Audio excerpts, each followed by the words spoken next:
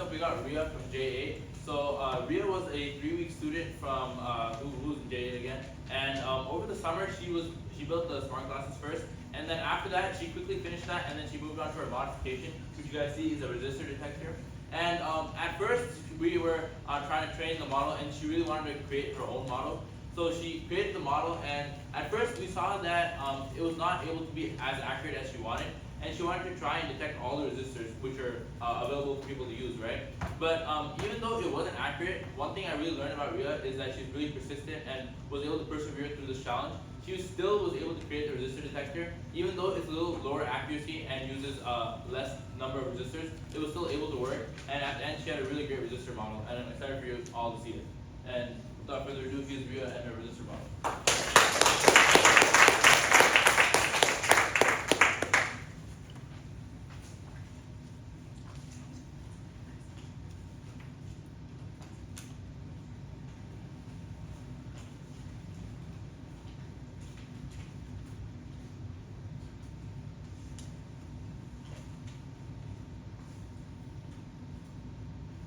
Just give me 1 second.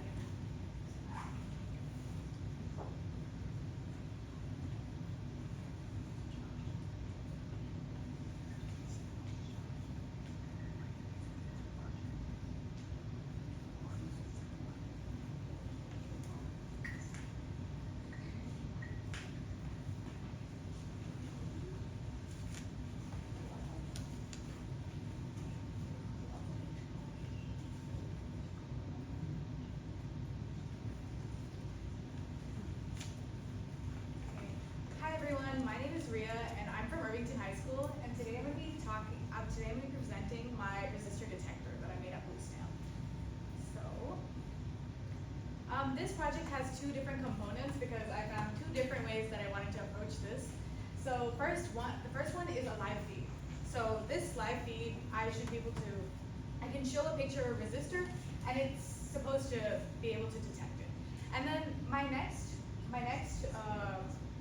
the other component is also like you can upload a photo in and then you can get a photo output out and it will draw a bounding box around the resistor and label what the resistor is. So I just wanted to, that one is like a little, it's like I just wanted to like see if there was like a bounding box way, because I wanted that in the live feed but it wasn't working. So I just made them 2 separately, and then my future plans is to merge them.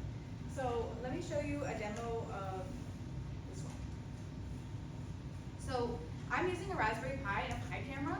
So my original project was the smart glasses, so I wanted to create glasses that did object detection, and I actually had completed that, and it was able to detect certain objects and also give a text-to-speech output, so it would give speech output. But eventually I realized that like I wanted to do resistor detection because last year I was in an engineering class and I was creating many like electrical engineering components and stuff. And I opened our resistor cabinet and like a bunch of resistors flew out at me, and then there was like no organization whatsoever. And like I had to find 3 resistors and it took me like 20 minutes. So like I didn't want anyone else to go through that. And I want to go back with this and kind of organize that resistor cabinet back when I go next year. So that's why I wanted to create this. So it's kind of lagging right now because I think it's a new Wi-Fi and everything. So I'm going to show a video on how it works. So, as you can see here, this is the resistor photo that I was going to show right now. And yeah, so this resistor is a 1.5K ohm resistor. So, as you can see, it has identified it. And yeah, so this is the confidence level. So that 0.76 is the confidence level that it's. And then, yeah, this one is a 100 ohm resistor. So yeah, that's how the live feed works.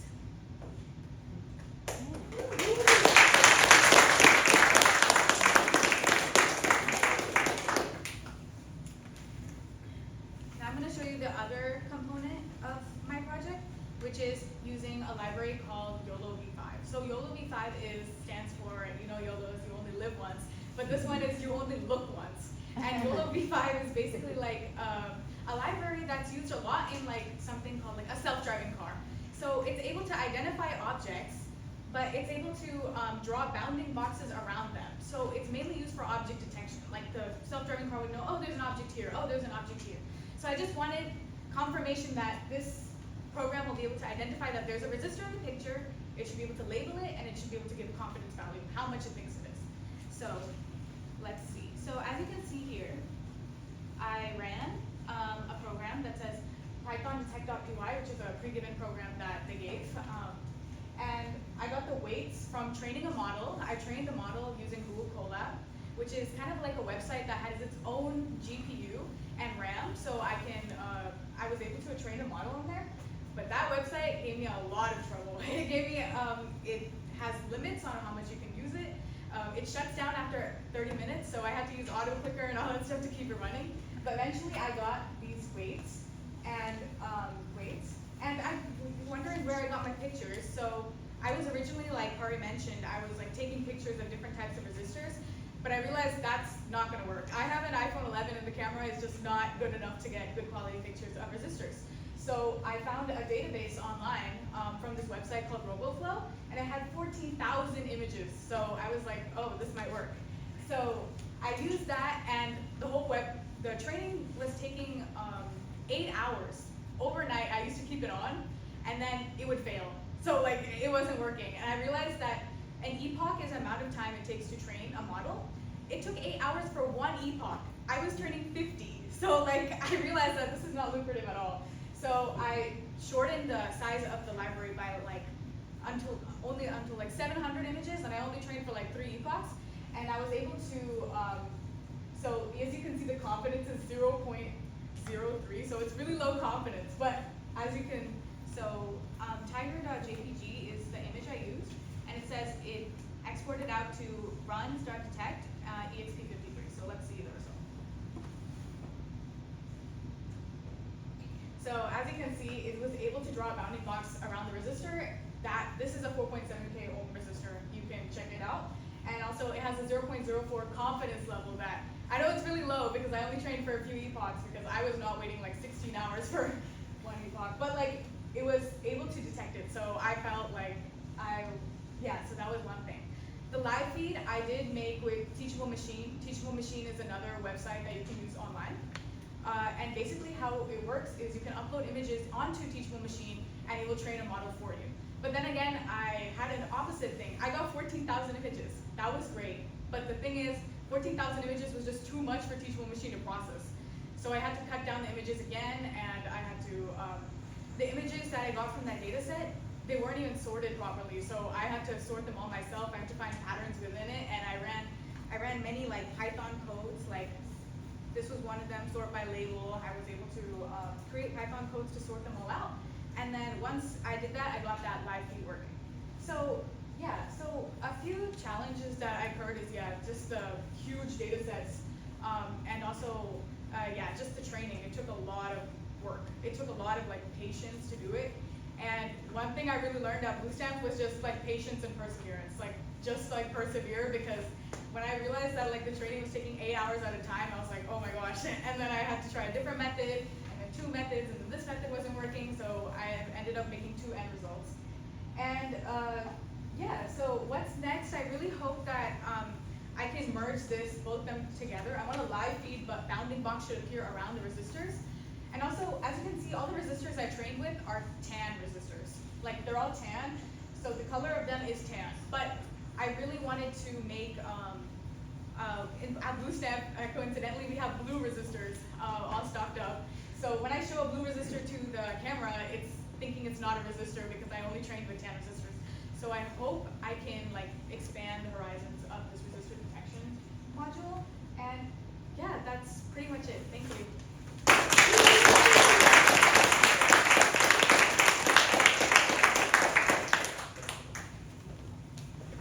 Does anyone have any questions? What was the limitations for the model to learn? Was it file size, or was it like the number of patches within that image? Yeah, it was basically the model. It was able to learn, but like then again, like I was using all free softwares, and the amount of images I was putting in, it was just like it wasn't gonna.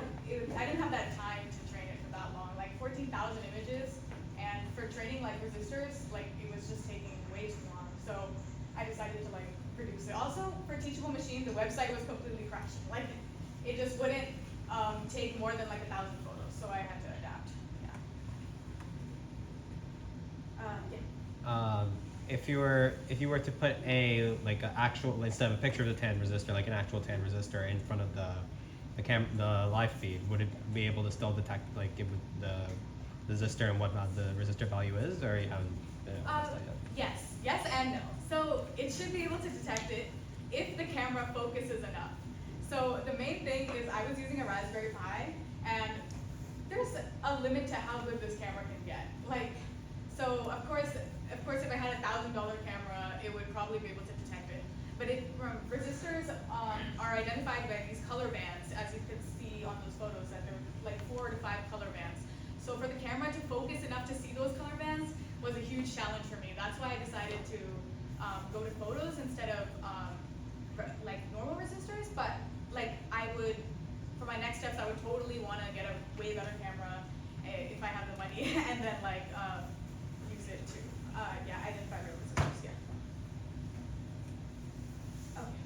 So when you say train a model, right, were you fine-tuning with this 40,000 images some existing model, or you actually training a base model? Sorry, I didn't hear the When you last. said you were training a model, Yeah. image detection model, Yeah. were you fine-tuning some existing model with this 40,000 images, or you're actually creating a model from scratch? I was kind of creating a model from scratch then again. So I just found a library full of images, and I basically the YOLO V5 has these like algorithms that say train in this way, train in this way. So I was using those. I was kind of they have like these algorithms that help train the model. So I was kind of merging those. I was getting my own images and getting their algorithms and trying to train my own model. But yeah, 14,000 was way too many images, I realized, so I had to reduce it to around like 1,000, yeah, images. So a better way would be to take an existing model, you can fine-tune that with all of your existing images. Yeah. You gotta learn from these images, and that's way faster. Why do you change model? You use your own laptop or some third-party website training model? Yeah, so I use Google Colab, which is kind of like a website with its own like GPU and RAM. So it had the processing power to train a model, and you could also use like Visual Code Studio, but I was doing it all on my own laptop. So I used to go to bed, run the model, go to bed with the auto clicker on to make sure the website would stay on, and let it train, and then I would wake up and it would crash. I don't know, but I realized that 14,000 images again was too much. So with 1,000, it worked. So yeah. Why did you choose the resistor? Because of color coding, or Yeah. why So not a capacitor or something else? I chose resistors because last year, like, I made a self-watering plant pot, and I just needed like 3 resistors, and then again, like, just like looking at those tiny colors just pisses me off. Like, you can open the chart and you can see, oh, okay, it's significant figure 1, significant all this, or you can like go on your phone and like, this is red, blue, green. But like, I just decided that I wanted to like an easier way to do this, so I chose resistors.